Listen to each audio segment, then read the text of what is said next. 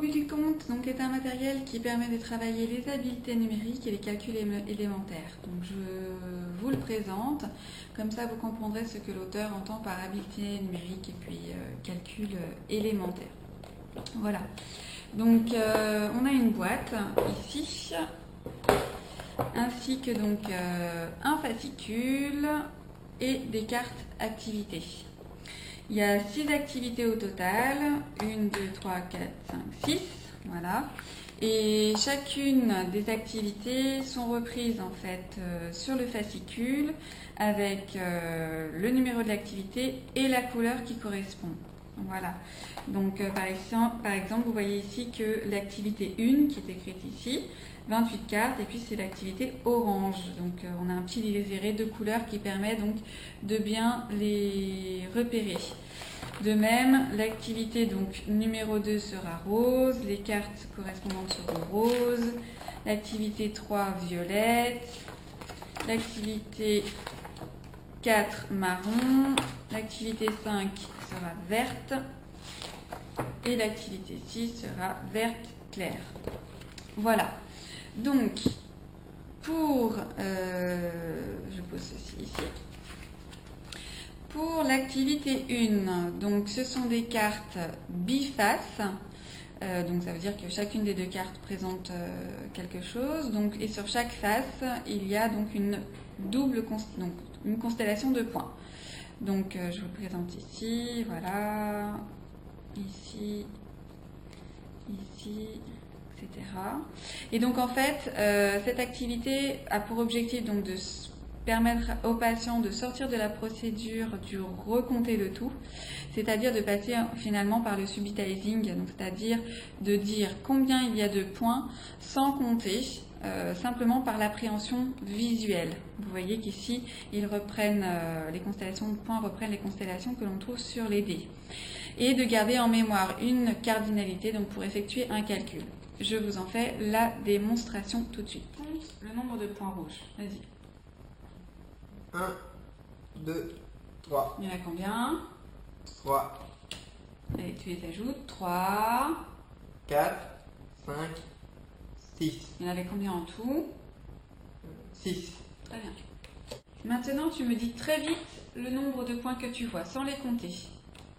4, 5, 5,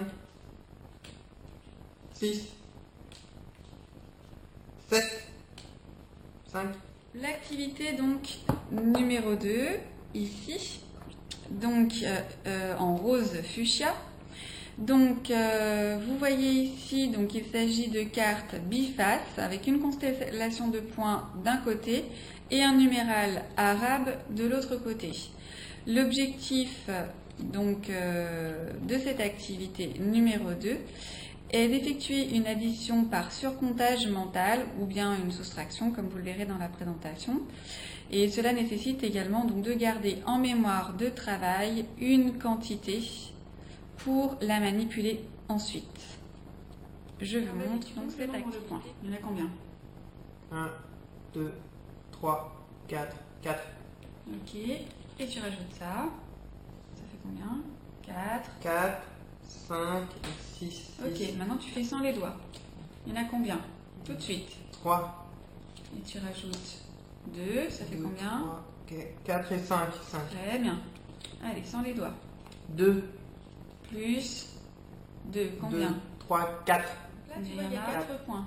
Je te dis qu'au total, il y en a 6 en tout. Combien est-ce qu'il va falloir que j'en rajoute? 2. Bravo. Oui. Je te dis qu'il y en a 5. Combien il faudra que tu en rajoutes? 2. Activité numéro 3. Donc il s'agit des cartes violettes, ici. Donc avec le petit liséré violet, comme ceci. Donc ce sont des cartes bifaces avec des numéros arabes sur chacune des faces. L'objectif est d'effectuer une addition, une soustraction, une multiplication ou une division et de concevoir la commutativité de ces opérations.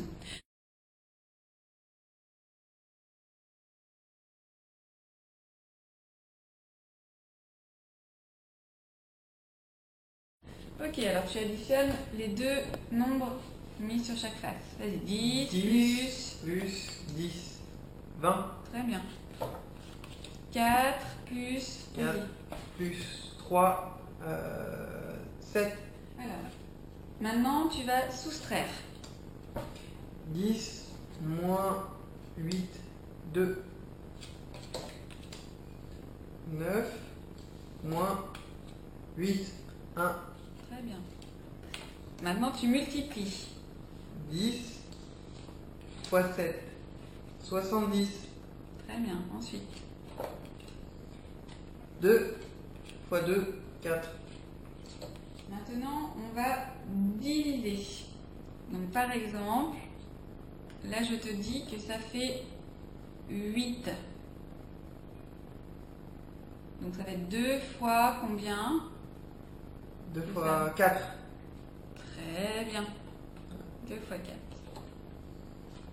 Maintenant, je te dis que ça fait 10. 2 fois... 5. Bravo. Activité numéro 4. Donc c'est une activité marron.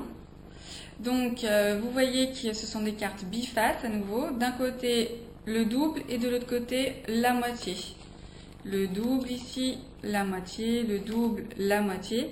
Et donc cette activité permet de mémoriser des faits arithmétiques élémentaires sur la notion de double et de moitié. Je vous montre dans la démo. Ok, maintenant tu trouves la moitié de ce chiffre, la moitié de 100. 50. Vas-y, tu retournes. Bravo. La moitié de 50. 25. Très bien. Maintenant, tu vas trouver le double. Alors, le double de 2. 4. Vas-y, tu retournes. Très bien. Et le double de 50. 100. Très bien, bravo. Activité numéro 5. Donc, ce sont les domino-nombres. Donc, vous voyez, donc c'est marqué activité numéro 5. Vous ne pouvez pas vous tromper. Donc, ici, donc, il s'agit d'organiser, en fait, spatialement les cartes, comme des dominos, en fait, par repérage du même chiffre. Voilà, le chiffre identique. Ok, c'est parti. Vas-y, à toi l'honneur. Alors, ici, 3 et 3.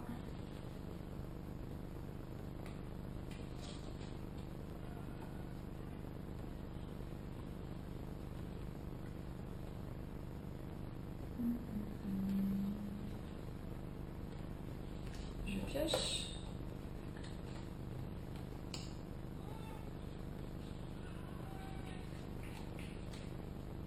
Activité numéro 6, c'est le domino nombre numéro 2. Ici, il s'agit donc de calculer les parties élémentaires de 10. Donc, vous devez faire en sorte que quand vous collez en fait ici les chiffres, 3 plus quelque chose, donc 3 plus 7 est égal à 10. Donc ici, je ne les ai pas préparés, mais voilà, donc 9 plus 1 égale 10, donc ce sera 2 dominos qu'on pourra coller l'un à l'autre.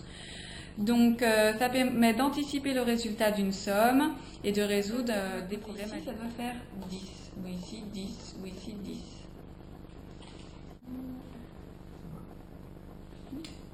Très bien. Moi ici, 3 plus 7 égale 10.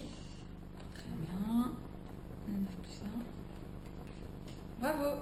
J'espère que la présentation de ce matériel vous a plu.